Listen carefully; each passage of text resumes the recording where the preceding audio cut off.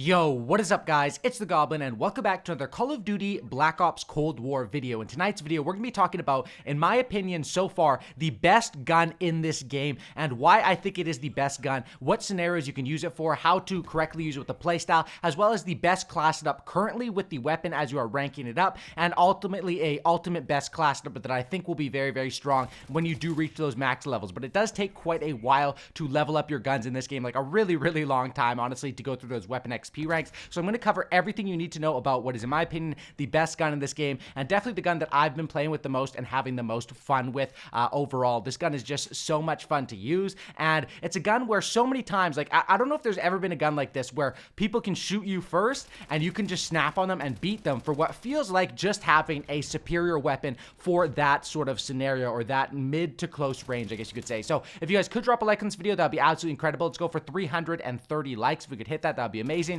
Subscribe to the channel if you guys are new and not already subscribed, and be sure to hit that notification bell because I will be covering everything you need to know about Cold War best class setups, tips and tricks, news and updates, and much more. So let's go ahead and get right into it. In my opinion, the best gun in this game as of right now is the MP5. Now, when I was going to make this video, I had a little bit of debating between the MP5, which is by far my favorite SMG as of right now, and the AK-47, which is my favorite assault rifle. Now, basically because of how the maps work, you know, on certain maps you can't really use an SMG. You can on, I'd say, half or more than half of the maps. On certain ones they are more towards AR, and especially with like the bigger game modes, and also, you know, just the way the maps are laid out. Certain maps you're forced into SMGs, I feel like, and other ones you're forced into ARs. But on the majority of the maps in the middle, you can sort of pick, and it all depends on your playstyle. And the example I would use is a map like Satellite, where you would think Satellite is traditionally an AR map or a sniper map, which it is, but you can still get away with using an MP5 or an AK-74U or a Milano or one of those good SMGs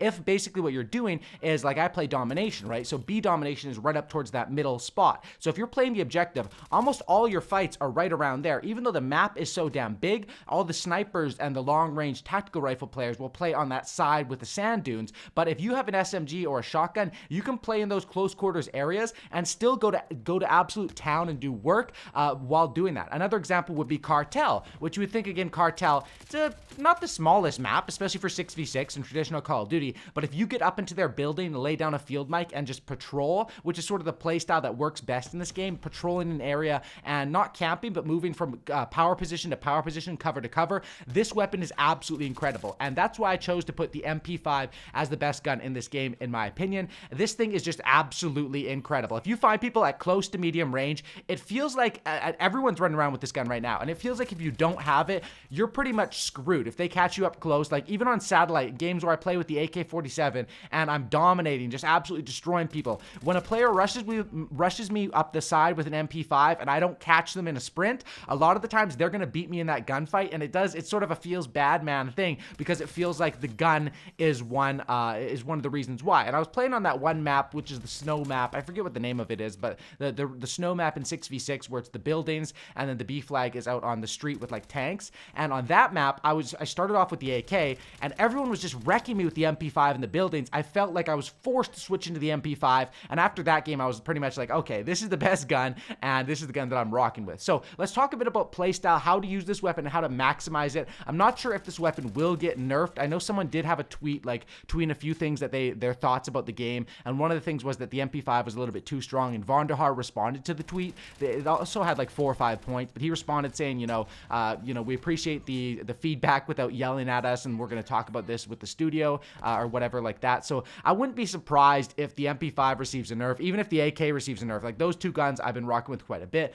But how do you use this weapon, and how can you dominate with it? Now, on certain maps, this weapon is just the absolute go-to. On all those small maps, you pretty much, if you're going to be at a disadvantage if you don't use the MP5. And there's probably like 3 or 4 maps. Well, there's only 8 maps total, so there's probably like 3 that I'd say you're forced into using this one. The one map with the tanks inside the building, I'd say that's always going to be an SMG.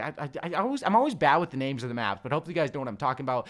Moscow, also, you're pretty much always going to want to go with a sub on that one, at least the way that I like to play it. That map is pretty fun, as well as the snow map like I was just talking about. Those 3 are probably going to force you into SMGs, and a lot of the other ones are, you can use SMGs, you can use ARs, it depends on your playstyle. But As far as this gun, how do you want to play with it? Now, the weapon balance in this game, I don't know if you would say it's good or bad, but it is, it makes sense. Like, if you have the MP5, you're never going to be able to win gunfights against someone at range with an XM4 or an AK. Never.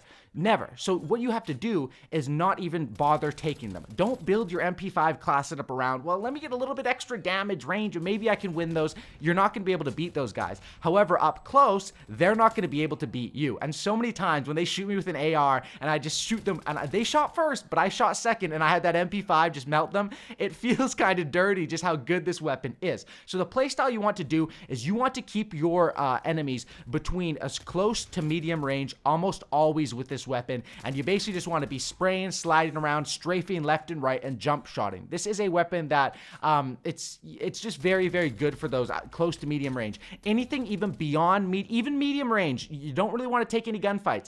Beyond medium range, forget it. Don't even think about it. And so that's why this weapon, I'm sure some people in the comments will be like, this weapon sucks. I tried shooting a guy across the field and it took a million bullets. Of course it sucks like that. And if you take one of these big ARs up close, they're not going to be able to compete with this MP5. And that's why using this weapon on certain maps, and even on the maps that are bigger, understanding your playstyle. Like I said, I think Cartel and Satellite are great examples where on Satellite, you think it's a traditionally big map, but if you play around that B flag, you can have an absolutely great game just with the MP5 and a shotgun secondary. And the same thing with Cartel, because the middle of the map is pretty much covered with bushes. You can kind of sneak through there, get up in their buildings, lay down a field mic, and go absolute ham and do work with it. So that's the playstyle I'd recommend with this gun. And as far as hip fire, I don't really use it as hip fire too much. I feel like it aims down sights really, really quick. And if you have to hip fire, of course, go for it. But for me personally, I just use it like a traditional SMG, how I'd play in other games. And I'm trying to jump shot, I'm trying to slide around. If I know players are coming around the corner, I'm also going to go prone and wait for them. But you have to make sure you go prone early, unless you have that drop shot attachment, because putting your hand down can take your takes your sights off, you know, your ADS off. So that's something I would say with the MP5. Now, as far as the current class setup, I'm going to give you guys two class setups. The current one that I rock, which I have this weapon level 28 just from grinding throughout the first night with it, which is pretty high. You can see how much I've been using this weapon, because it does take quite a while to level up your weapons in this game. So I'm going to give you guys the best class setup I'm using for it as of right now at level 28 on the MP5. And then I'm going to give you guys an ultimate class setup, which I think will be good, just judging by going through the attachments, and I've been looking at it, analyzing it. But of course, once we actually get there, there's going to be a little bit more experimenting. But I'm going to give you guys sort of a usable class setup for the ranks, and then an ultimate sort of class setup that if you do happen to rank this weapon up very, very quickly, you can give that a try and then maybe move a few things around to your liking. So the class setup I've been rocking with lately is going to be this, and I'll show it up on the screen as of right now. It is basically with Danger Close, which you get the wild card at level 12. I run with Stim Shot, Double Frag, Field Mic, Flak Jacket, Gearhead, and Ghost. Flak Jacket and Ghost, major keys on this setup. You want to be able to move around without being on everyone's radar, and you also, they're going to be throwing nades at you when you're holding down power positions. That's another key with this weapon,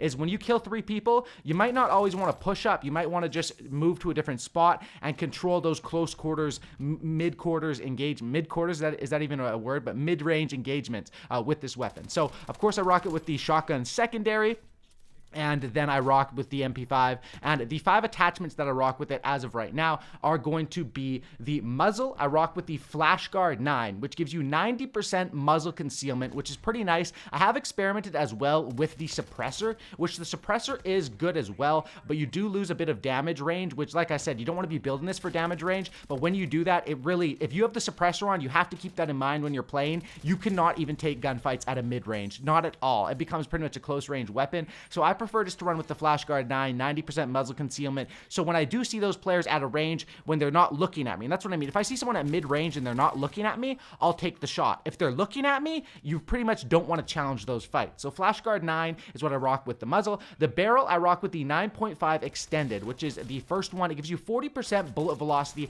I find that this thing is pretty nice. There's another one that's unlocked a bit later, which is the 9.5 reinforced, which gives you a little bit more. However, I don't want to lose that aim walking movement speed, speed, which is minus 20%, which is very significant because this is a weapon that, like I said, your gunfights are going to be strafing left and right, and also jump shotting with this weapon. So that's why I choose to rock with the 9.5 extended, the first one.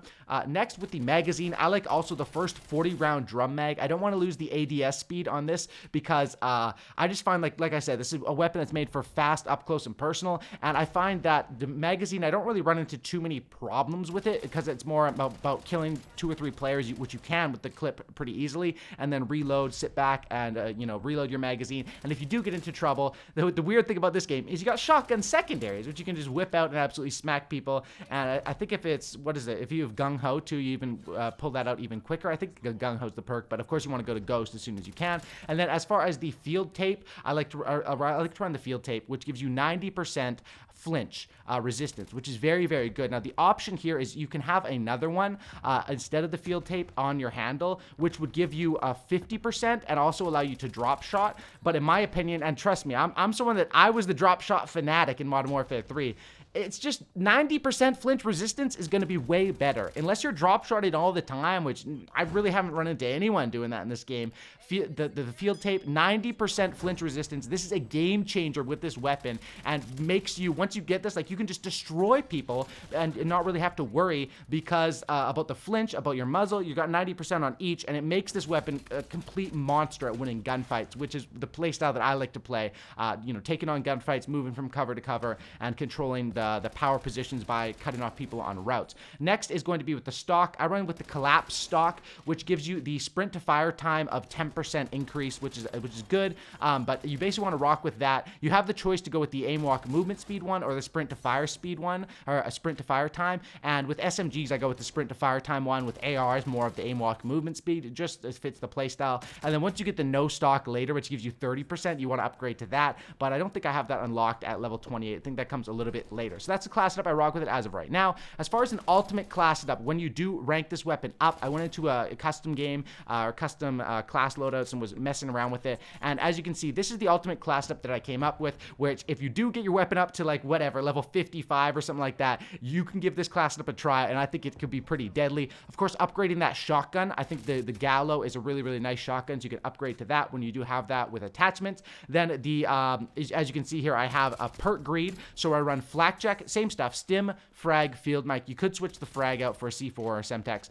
Flak jacket tac mask, Quartermaster Gearhead, Ghost Ninja. This is just insane. This is sort of like the ultimate rushing class as of right now that I could sort of make up, because Flak Jacket Tac Mask are going to be amazing and Ghost Ninja are going to be amazing. I mean, if you can eliminate footsteps and they can't see you on the map when the UAV, I mean, you're just running around destroying people. And as far as the attachments on the ultimate class setup, I would go with the same muzzle, the Flashguard 9, until you can upgrade to the SOCOM Eliminator, which the SOCOM Eliminator gives you minus 10 on your horizontal and shooting. Basically gives you minus 10 on your horizontal and horizontal recoil and shooting move speed, but it gives you 85% concealment and 17% vertical recoil. So that just depends. Like I said, you could go with the Flashguard 9 still if you don't want to worry about that shooting move speed, but if you have problems with the recoil, then you could go with this. And I think it is good to rock with the SOCOM Eliminator because of the later stuff that I'm explaining here in the class setup, which would be that the barrel you'd want to run with the last one, which is the 9.5 Task Force. Once again, this is stuff that's unlocked. It's going to take people a long time to unlock this, but it gives you 6% damage, 50% effective range, and 75% bullet velocity, which is just makes this gun an absolute monster. You lose minus 25% on starting ammo, which isn't that big of a deal. Minus 20% on vertical recoil, which is a big deal, and that's why I say the SOCOM Eliminator, hey, 17 to 20, it kind of SOCOM eliminates that except for 3%. And minus 15% on horizontal recoil, which it hurts a little bit, but once again, vertical recoil is going to usually be more costly than horizontal recoil. With the magazine, the last one looks very, very good. 50 round fast, and it gives you 33% magazine capacity extra, 40% reload quickness, 33% starting ammo, 33% ammo capacity, and minus 25% ADS time. So once again, this will allow you to even go more ham than the 40 round mag. You'll have 50 rounds and reloading fast, and of course it is very costly with the minus 25% ADS time, and that's why the handle you want to rock with will be the bottom handle, which gives you 30% back on your ADS time, 90% flinch resistance, and allows you to aim while prone, which is just absolutely crazy. So 30% 15% ADS time makes up for that right away. You get your flinch resistance, and you also get your aim while prone. But of course, it does come at a cost, which is minus 10% shooting move speed, which does hurt, and minus 15% sprint to fire speed, which does hurt. And that's why you have the stock, the Raider stock, which is just an absolute crazy stock right there at last unlock, which gives you 30% sprint to fire speed, or fire time, which it just